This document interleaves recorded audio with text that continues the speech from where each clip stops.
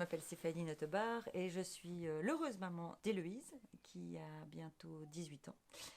Elle présente une surdité bilatérale profonde. Elle a été implantée des deux côtés. Donc le premier implant s'est passé... Elle a été opérée du premier implant à 1 an, 12 mois. Et le second implant, elle a été opérée à 3 ans. Donc il y a à peine 1 an et demi entre les deux implants. Bon, alors maintenant, Héloïse, elle va rentrer à l'université. Elle a 17 ans bien tapés. Voilà, je suis heureuse de voir à quel point elle a pu faire un parcours qui n'était pas évident, mais on y est, et puis voilà, ça continue. Nous avons découvert sa surdité 1 mois à peine après mon accouchement en hôpital, donc c'était quand même assez dur comme accouchement, donc je devais revenir pour faire des tests audio. Et donc c'est là où on a remarqué qu'il y avait un souci. Et donc la responsable du service ORL nous a immédiatement redirigé vers d'abord le Our Group, qui est en fait un centre audio à Anvers, pour faire quelques tests. Et à partir de ce moment-là, même pas 2 ou 3 mois après, on avait une confirmation de la surdité, qu'Héloïse était sourde profonde. Et donc cette femme qui est chirurgienne et qui opérait d'ailleurs Héloïse de ces 2 implants nous a assez vite redirigée vers des services et des organismes. Elle nous a proposé plein de centres où Héloïse pourrait être prise en charge au niveau logopédie, etc. Donc en fait, elle nous a proposé l'Étoile polaire, le CHS, enfin tout ce qui était autour de Bruxelles. Et elle nous a aussi donné les coordonnées de la PEDAF. Donc en fait, on avait quand même une palette assez grande de possibilités. Déjà pour sa rééducation en termes de logopédie, rééducation au langage, et en termes d'intégration à l'école, quoi. On n'a pas directement contacté la PEDAF parce qu'on s'est plutôt concentré au départ sur l'opération d'Héloïse, puis sur sa rééducation, enfin le commencement de sa rééducation au niveau audio et logopédie. Donc c'était quand même un travail assez intense. Mais pendant ce temps-là, elle était déjà à la crèche, donc on l'avait déjà inscrite à la crèche. Et là, c'est surtout le centre de rééducation qui nous a aidé plutôt à faire le lien avec les péricultrices. Et ça s'est très bien passé parce qu'un projet s'est créé autour de ça. Donc il y avait les péricultrices, le centre de rééducation, le CHS et moi.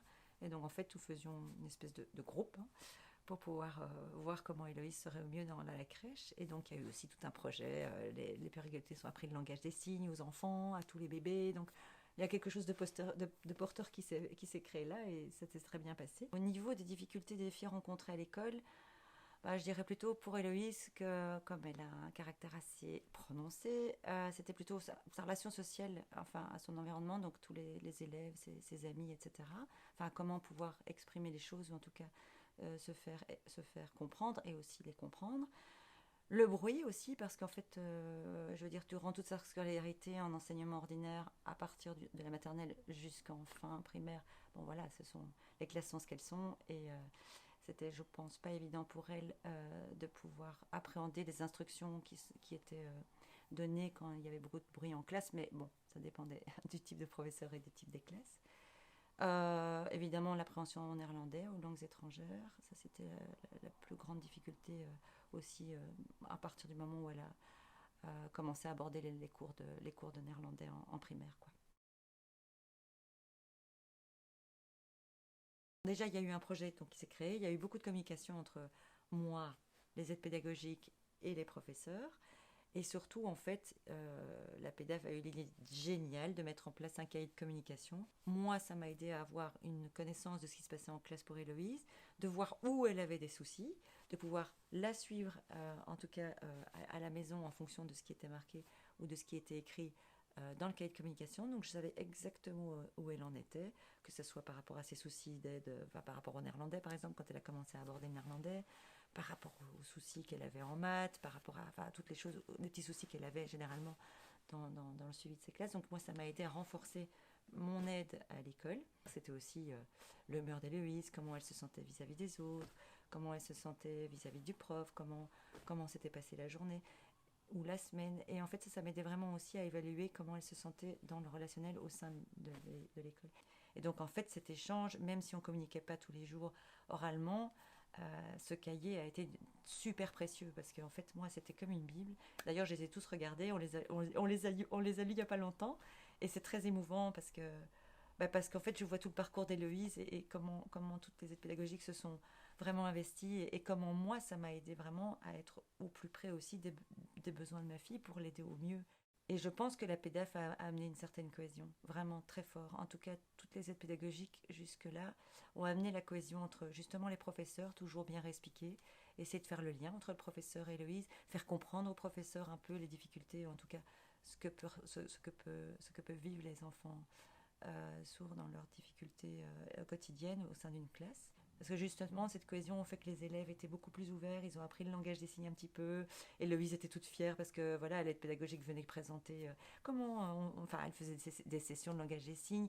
Il y a eu, dans une fancy fair où je me souviendrai toute ma vie, il y a eu un concert, enfin, il y a eu une petite chansonnette qui a été faite, donc ils chantaient tous et ils chantaient tous en langue des signes aussi. Tout ça était en coordination avec l'aide pédagogique. Tous les profs étaient vraiment très très fédérés autour de ce projet et autour d'Héloïse. Et je pense que ça ne peut réussir que s'il y a vraiment un projet concret, quelque chose qui se coordonne très bien entre les profs et les aides pédagogiques pour l'aide des enfants. À ce niveau-là, la PEDAF pour moi a été, enfin, ça a été un pilier, en tout cas pour donner cette cohésion et faire en sorte qu'Héloïse se sente bien dans une classe où finalement elle était la seule avec ce problème de surdité, quoi. Il y a eu beaucoup de soutien, je trouve, par rapport à comment Héloïse pouvait se sentir par rapport aux autres. J'ai pu rencontrer d'autres parents grâce à la PEDAF aussi, donc ça c'est vraiment très important. En tout cas, moi ça m'a aidée au tout début.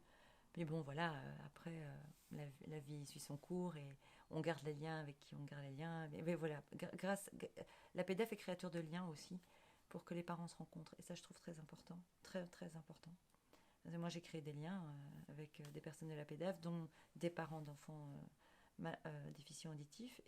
Et franchement, ça fait du bien. C'est ce lien parental entre... c'est ce pourquoi la PEDAF est là. Ce que je conseillerais aux parents, c'est d'être ouvert à toutes les propositions que les aides pédagogiques peuvent donner.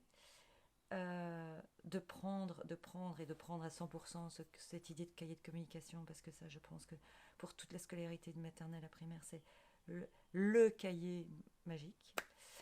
Je pense que c'est très important de rester, de créer un projet.